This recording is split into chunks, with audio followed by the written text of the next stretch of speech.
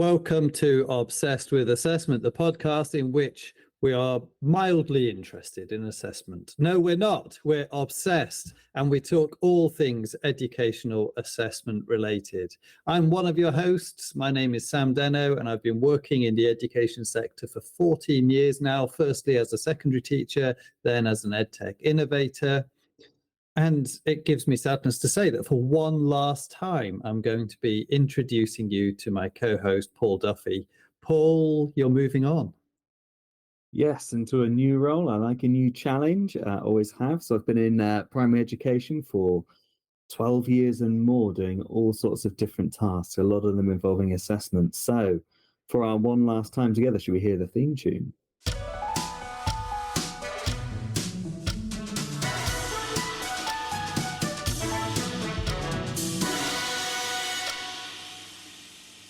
The idea behind each of our episodes is that we look at a particular aspect of assessment. We do a load of reading around it, and then Paul and I discuss what we've read on this podcast. After about 10 minutes, we arrive at some key takeaways from our discussion that you can mull over yourself or assimilate into your practice if you're an educator. Paul, you're picking up from where you left off in a previous episode. I am indeed. So if you haven't caught this episode already, it's assessment. What are the limitations? Well worth checking out. And essentially, I've been looking at the Ofsted guidance, where they're pointing out that they are really focused on the extent to which leaders and staff understand the limitations of assessment and use it in a way that's going to avoid unnecessary burden. So just to re-clarify, in their view, the primary purpose of assessment is that it should help pupils embed knowledge and use it fluently. It should assist teachers to produce clear next steps. And that is essentially the crux of assessment. And in the last episode, we looked at some key strategies that you might want to use with your pupils in a classroom context. So my aim today is to just take a quick look at the data side of that. So that's the numbers, the figures that are coming out from those assessments that you're doing wherever you put those. So assessment data can be a really powerful tool to help you gauge existing knowledge, to find out where students are at in their understanding of a subject or a concept, to spot any gaps and plan ahead for those, or even to sort of come to a final score on where pupils are at the end of a unit or at the end of a year. So assessment data is commonly used also then to measure school success. So for this, example, we might think of the reception baseline assessment and then the Key Stage 2 SATs assessments, which are used to measure how well students in schools and how well the schools themselves are performing within the primary phase. And I think, is it similar in secondary? Yeah, well, and then you've got Progress 8 in secondary, which uses data from the Key Stage 2 SAT scores and then provides accountability measures for schools at GCSE level alongside a load of other data as well. But Paul, so you were talking about limitations, though. Are you suggesting there are limitations with assessment data? Definitely, as I say, sort of Ofsted are pointing it out, but alongside Ofsted, we've got the 2018 Workload Advisory Group report. So this team was led by Professor Becky Allen looking into workload. And what they highlight is that data collection and analysis is frequently cited as being the most wasteful activity due to a lack of clarity amongst teachers as to its purpose, or even any understanding necessarily about the reliability or suitability of data.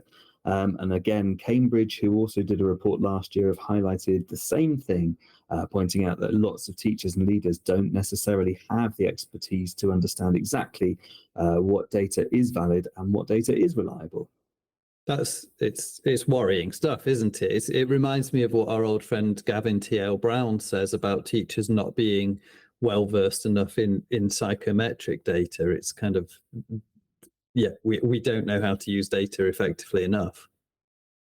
Absolutely. And as teachers, we're doing so many different tasks. I mean, in the last episode, I reflected on all the different things that I was doing as part of assessment, just ongoing inputting of data for each student, subjects, tests, termly data drops, EHCPs, and even scores for children's well-being, and yeah, perhaps to the detriment of my own.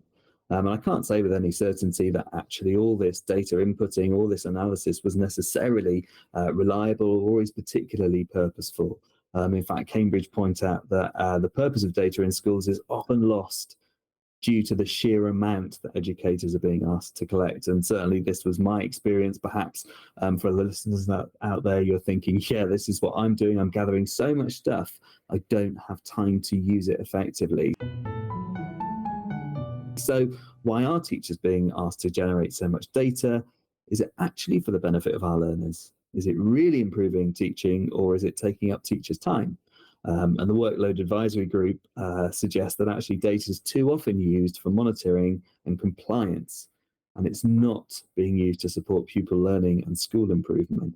To play devil's advocate to that for a moment, though, I suppose that schools are working hard to be compliant so as to better serve their students. So data gathering is both directly and indirectly beneficial to our young people in some respects. Absolutely, and I think that's it. And I think it's finding the balance of what data to collect, when to collect it, and using it, as we'll sort of see as we go further through the podcast here. But yeah, Ofsted are all too aware, right, that schools need to use this data, but actually they're gathering too much and they're not necessarily using it effectively, particularly ahead of inspections. They're suggesting actually that in inspections now, there's going to be much greater focus on just the quality of the curriculum that they're seeing and much less about the data that's just being generated.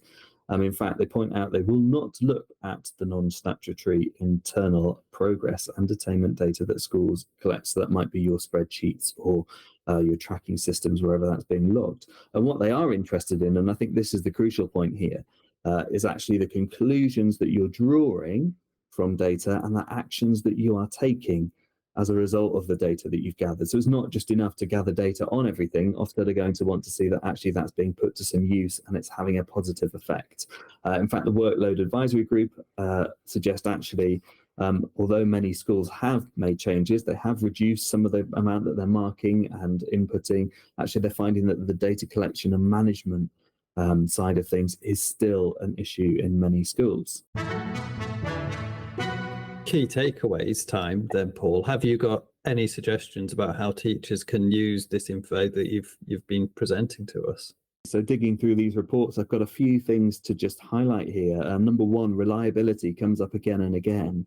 And the suggestion is that assessments are provided. So you might get them from a scheme that you've bought into or that you've made as a school. Sort of short, low stakes things are brilliant for checking where students are at, but they are not a reliable progress check. You can't say that from one year to the next based on a short little quiz or a task that you know where students are at. So I think it's key that we use a variety here. We're using that formative assessment throughout our teaching practice, but that we are making sure that we've got some formative and summative assessments as well mixed together so that we get a really good reliable grasp of where students are at. Number two, which seems to be the really key thing here, is time. Everything that we do has got to be proportionate. It's got to be time efficient. Ofsted have highlighted so clearly that collecting data is creating this additional workload for staff. And actually what they will be looking at and inspecting is whether the amount of data that's being collected is proportionate, is efficient and is sustainable for the teachers. Obviously, if they're spending all their time collecting data, how much time is being put into producing those next steps and embedding learning for pupils? Clearly, they're not wanting to see teachers wasting their time just doing data analysis for the sake of data analysis, which leads me to the next point here, that it's got to be purposeful. It's got to be actionable. In fact, it's great in the Workload Advisory Group report, they're saying that attainment information should only be gathered and compiled centrally as frequently as it's possible to act on it. So in short, if you're going to do an assessment and note down what scores there are, make sure they're going to be used to actually influence something, either an action that you put in the next steps for the students or something you're going to change about your teaching practice or about your department. Ofsted point out schools have got to have a clear reason for their assessments, for the interpretations, for the actions, for the amount of time this is all taking to then act on what they're finding out. So when Ofsted come in, they're going to ask you about this. Why are you doing all this data? And what are the results of this? What's the outcome of this?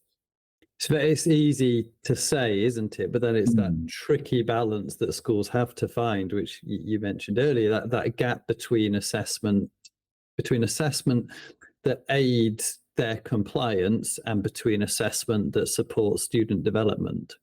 Absolutely. And I think that's the challenge. That's the tightrope that we walk, isn't it? It's making sure that we're sticking with all the things that we need to be doing and also all the things that, are going to help our pupils to progress. So I think that is a fine balance. Obviously, we do have to collect some data. There are a number of statutory things we need.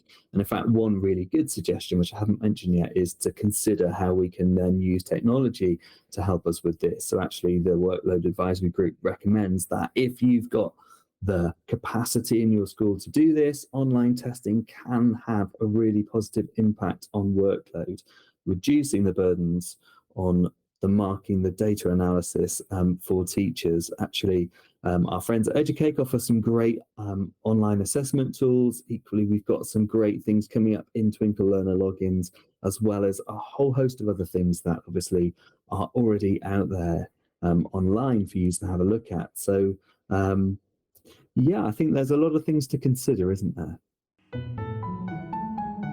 So I'll just summarize. I'll wrap it up really quickly in this one sentence, which is essentially that from all that we've looked at, producing assessment data just for the sake of it isn't the right thing to do. It isn't efficient, it isn't effective. And I think, as Cambridge point out in their report, actually, students have got to be at the heart of our data processing, not the numbers.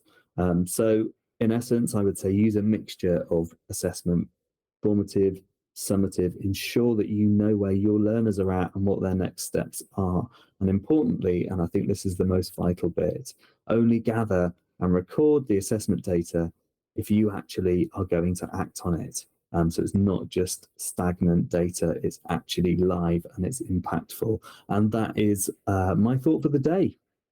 I love that, Paul. I think that was very insightful. Thank you very much.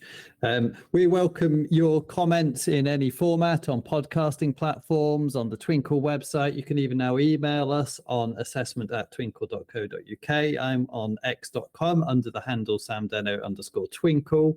Thanks for joining us. I'll be back soon. Sad to say, Paul has failed the assessment. Thanks for everything, Paul, and bye for now. Cheerio.